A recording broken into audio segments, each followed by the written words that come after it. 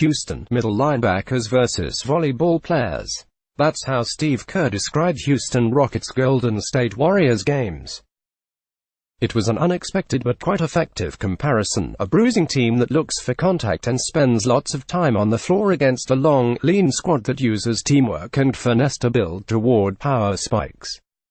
Call it whatever you want, but this Western Conference semifinal turned into a terrific series during the 2 games in Houston, the type of matchup the league and its fans had been anticipating for a year. 2019 NBA playoffs. Find everything you need to know about the playoffs here: schedules, matchups and more, experts' picks for second round, forecast why entire NBA is watching the East semis, low differences define Rockets Warriors. The over-the-top complaining about the officiating has gone away after the Warriors' 2 victories in Oakland, at least for now. James Harden's vision has cleared up, and his game has roared back to its MVP level. Kevin Durant is still playing terrifically, and his back and forth with Harden is maturing toward historic duel territory.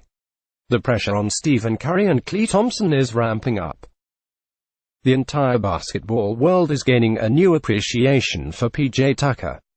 Simply, you can feel the intensity building with each skin-tight game. The level of shot-making, execution and gamesmanship is the bedrock of the current popularity of the league. With the Rockets' 112-108 victory on Monday in Game 4, which followed the gritty Game 3 overtime win, it's now 2-2, and this has another 7-game series written all over it. And the combatants are totally into it. We love it. Curry said, "This is fun." Chris Paul said, "I love this." "I do." Kerr said, "It's the playoffs." Thompson said, "The edge you'd expect with this situation. This is the 4th postseason meeting in 5 seasons, and there has been consequence to every game these teams have played over the past 2 years, is roaring to life. Draymond Green and Paul have been in each other's faces. Durant and Paul have been in each other's faces. Durant even had words with Harden's mother in her courtside seat during Monday's game. The bruises are piling up. Green has poked Harden in the eye. Durant has elbowed Harden in the head.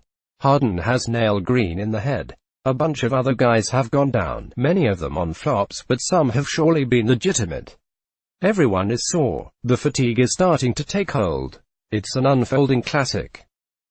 For a second straight game, Durant and Harden battled in a tremendous shot-for-shot slugfest. After Harden answered Durant's 46 points with 41 of his own Saturday night, they were pouring in shots on top of each other Monday too, as Harden scored 20 of his 38 in the second half, with Durant scoring 22 of his 34. The slump that was weighing Harden down early in the series has vanished as his floater game has returned, giving him the inside-out action that is the basis for his offensive greatness. He had been 8 of 29 on floaters through his first 7 playoff games, but he is 5 of 9 over the past 2, according to ESPN stats. Kerr caught Mike D'Antoni off guard in Game 1 when he put Andre Iguodala into the starting lineup for the first time all season, moving Green to center. D'Antoni has countered, rolling out lineups with Tucker at center that have even more shooting than the Warriors' lineups, believe it or not. The Warriors have claimed success by largely defanging Clint Capella. But the Rockets have hit back with their shooters. They have a breathtaking 26 more three-pointers in the series than Golden State.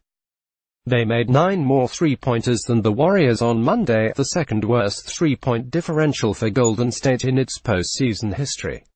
Eric Gordon already has made 16 three-pointers in the series and is averaging 23 points a game. Tucker and Austin Rivers have combined to make 14 three-pointers and are shooting 48% collectively on them.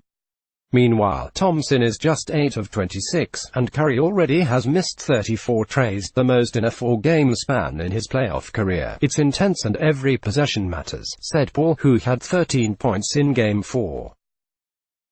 "If you love to hoop, then you want that challenge to try to stop some of the best players to ever play. The moods of the teams are so telling. Both are absolutely convinced they're going to win." Harden, his eye still red and a bump on his head, practically floated out of the building. He was so energized by his play. The Warriors pointed out that they feel much better than after Game 4 last season because they're healthier and feel like the Rockets are barely beating them, even with Curry and Thompson now the ones struggling. Some playoff series, even close ones, feel like a slog toward what can seem an eventuality. This is the joyous inverse. There's unknown, and that is a space that will probably be filled with the kind of performances that will help define many of these players' legacies. There very well might be a few historic moments coming here from a load of future Hall of Famers.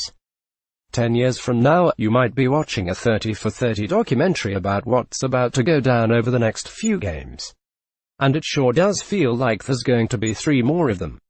The players feel it too. And they can't wait. We're excited for Game 5, just like I'm sure Durant said. It's going to be a great basketball game.